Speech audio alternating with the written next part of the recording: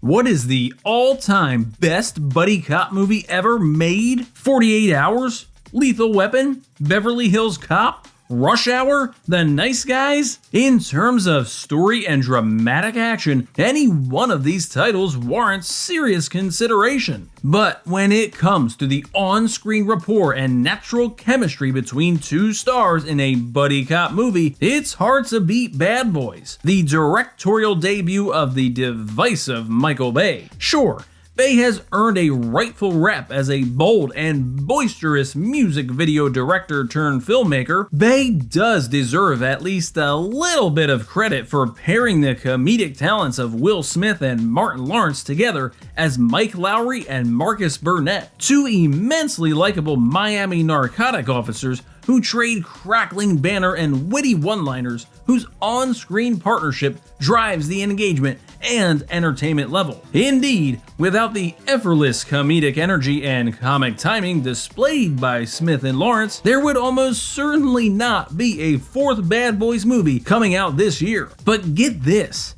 did you know that the original title was Bulletproof Hearts, conceived as a starring vehicle for SNL stars Dana Carvey and John Lovitz? Hell, did you know that Eddie Murphy and Wesley Snipes were first considered to play the roles? Better yet, are you aware that most of the dialogue was improvised by Smith and Lawrence due to a problematic screenplay that Michael Bay downright detested? Well, we're about to peel back the curtain and detail the checkered production history and find out for real what the happened to this movie.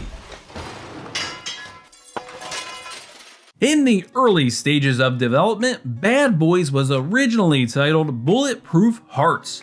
Producers Jerry Bruckheimer and Don Simpson felt the material was suited for SNL alums Carvey and Lovitz and sought to pair them to play the two narcotics officers, Mike Lowrey and Marcus Burnett. Simpson, the notoriously unhinged Hollywood producer who died of a cocaine overdose in 1996, just 8 months after Bad Boys was released, arranged a meeting between Carvey and Lovitz. During the meeting, Carvey was reportedly so disturbed by Simpson's wild behavior that he turned down the role of Mike Lowrey on the spot. With Carvey out, Disney put the film in turnaround. Once Sony purchased the rights to the screenplay for $3 million, the studio then hired Michael Bay to direct. As mentioned, the production of Bad Boys began with Michael Bay's dissatisfaction with that screenplay. Bad Boys came from a story by George Gallo, and the script was accredited to Michael Barry, Jim Mulholland, and Doug Richardson. Despite Sony purchasing the screenplay for $3 million,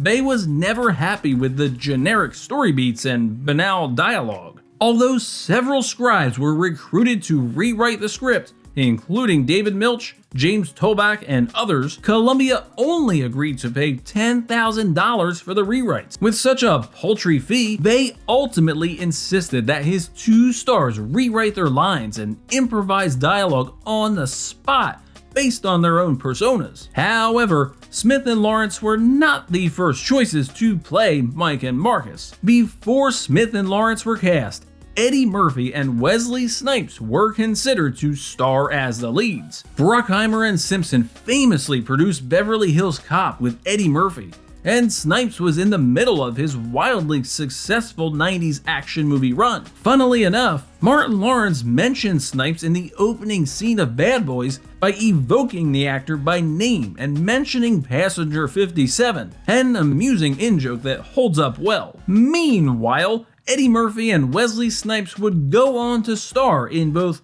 Dolomite Is My Name and Coming to America.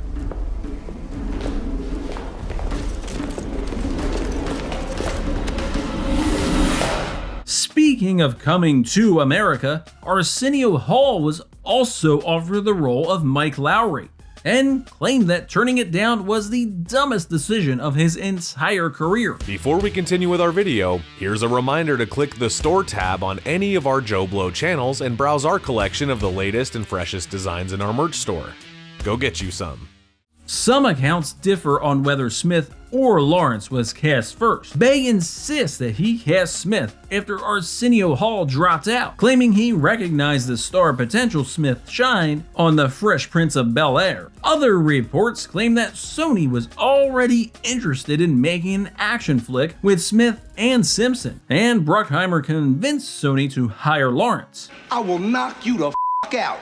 However, in Smith's memoir, he credits Lawrence with convincing him to star in Bad Boys, indicating that Lawrence was the first of the two leads to be cast. Lawrence credits his sister, Ray Proctor, for suggesting he even worked with Smith. Lawrence also told GQ magazine years later that Lawrence Fishburne declined the role of Mike. Regardless, it's also worth noting that Marissa Tomei was considered to play Julie Mott before Tay Leone was cast. Although Bad Boys had a reported estimated budget of $19 million, Bay contradicts himself on the DVD commentary. At first, Bay says the budget was $17 million, but later states he only had $9 million. The lack of funding was a consistent problem throughout the production. At one point, Bay paid the studio $25,000, a quarter of his directing fee, to reshoot the climactic action scene at Opa-locka Airport. Principal photography on Bad Boys began on June 27, 1994.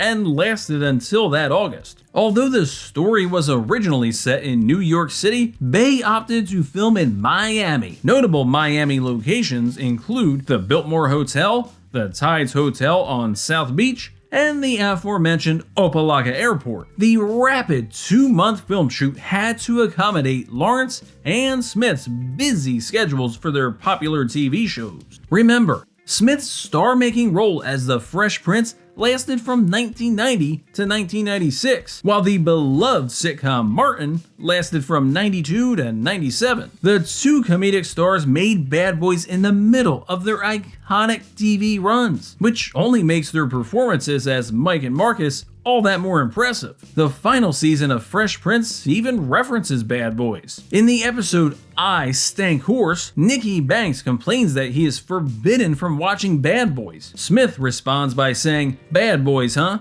What you gonna do?" The opening scene in Bad Boys introduces Mike and Marcus while being held up by two carjackers. Believe it or not, this scene was filmed several weeks after principal photography had wrapped. Bay and the studio felt the movie needed a more comedic and compelling introduction that would establish the chemistry between Mike and Marcus. The Porsche 911 used in the reshot opening actually belonged to Michael Bay, which he donated to the production after the studio refused to pay for a rental, and the car manufacturer failed to sponsor the production. Once Bay showed the reshot opening to his mother Harriet, she complained about the excessive profanity. As a result, Bay re-edited the scene and removed most of the foul language to appease his mother. Another early scene takes place inside a Miami boxing gym, where Mike reunites with his old friend Max. The shots of Marcus futzing around the gym equipment were ad-libbed by Lawrence on that day,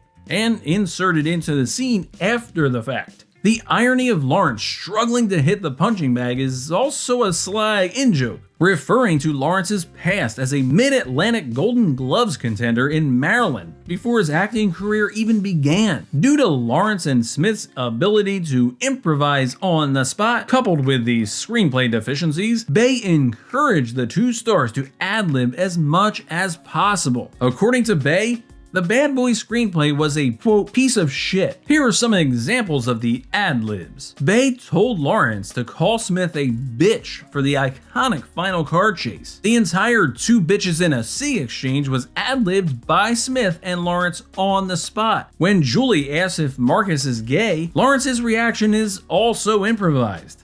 And the hilarious driving Miss Daisy scene was also made up on the spot after Lawrence complained to Bay about Smith calling him a bitch. Another example of ad-lib dialogue includes the liquor store scene. When the clerk puts a gun to Marcus's head, the line, "Freeze, mother bitches," was ad-lib, prompting the hilarious impromptu response, "No, you freeze, bitch. Now back up, put the gun down, and get me a pack of tropical fruit Bubblicious and some Skittles." Of course, not every impromptu moment while making Bad Boys ended happily. My shit always works sometimes. While filming one of the intense action scenes, Tay Leone was knocked unconscious by Martin Lawrence's stunt double. According to Leone, I ended up in the hospital at one point. It was the AK-47 under the jaw that got me. I wasn't on a proper mark when the stunt guy hit me with it. My legs went over my head and I landed flat on my back. Didn't have much memory at that point. The director, Michael Bay, freaked out. Despite the successfully improvised dialogue by Smith and Lawrence,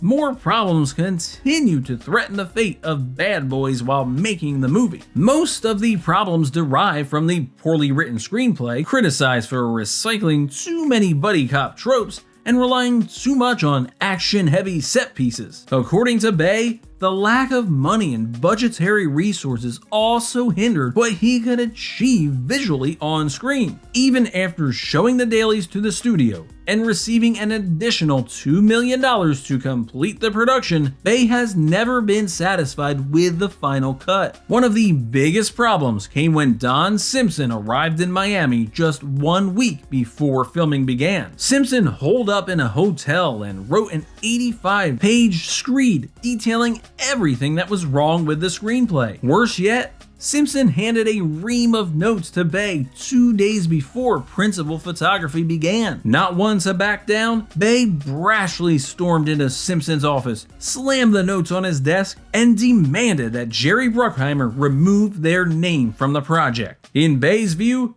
Simpson and Bruckheimer were more invested in Crimson Tide than they were in producing Bad Boys. Before we continue with our video, here's a reminder to click the Store tab on any of our JoBlo channels and browse our collection of the latest and freshest designs in our merch store. Go get you some.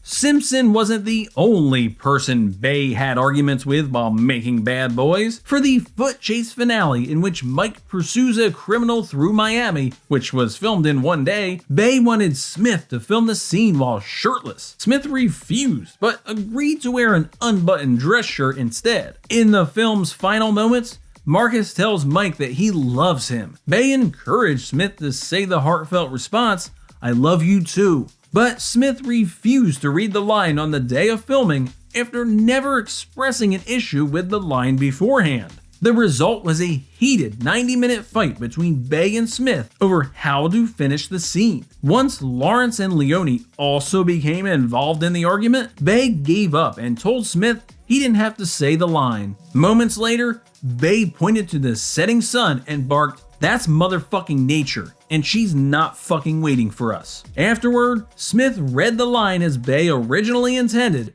and the movie ends on the tender and touching note we all know and remember. Bay also argued with line producer Bruce Pustin over the shot of the villain expelled from the airplane during the climax. Despite extensive planning, the shot had to be postponed several times due to weather delays. During the final week of production, Pustin declared that the film was a wrap. Bay reminded Pustin that they hadn't gotten the final shot of him flying out of the plane in flames, which the director referred to as the audience shot, which marks the moment for a crowd to erupt with applause. Rather than leaving out the shot, Bay negotiated a deal to defer a quarter of his salary for directing to film this image. When he showed the scene to the studio, Bay left a note reading, "To Columbia Pictures, from Michael Bay, $25,000, a quarter of my directing fee." Despite paying $25,000 out of pocket to achieve the explosive shot, Bay has never been satisfied with the final result. It's one of the many instances in the movie that Bay felt resulted from a lack of money, a poorly written script, and being a first-time filmmaker. Despite threatening to leave the film business after his combative experience on Bad Boys, Bay made The Rock the following year, before helming Bad Boys 2 in 2003. Following years as a successful music video director, Bad Boys launched Bay's directorial career in Hollywood and formed his reputation as a purveyor of large-scale, FX-driven spectacles with high commercial appeal. While no one would accuse Bay of being an Oscar-caliber artist, at least Columbia was wise enough to pass Bad Boys for Life off to more talented filmmakers, in Moroccan directors Adil and Bilal. These same filmmakers will unveil a fourth franchise entry, Bad Boys Ride or Die, on June 7, 2024. Smith and Lawrence will again star as Mike and Marcus, respectively, with the duo returning to Miami in the upcoming sequel. Since we're planning on doing separate what the fuck videos for Bad Boys 2 and Bad Boys for Life, now is as good a time as any to stop and say, that's what the fuck happened to Bad Boys. The movie overcame its deficient screenplay thanks to the incredible comedic chemistry and improv skills of TV stars Will Smith and Martin Lawrence, and became a commercially successful movie despite the first-time direction of Michael Bay. The popularity of Bad Boys spawned 3 sequels and launched the movie careers of Bay, Smith, and Lawrence into a new star-studded stratosphere.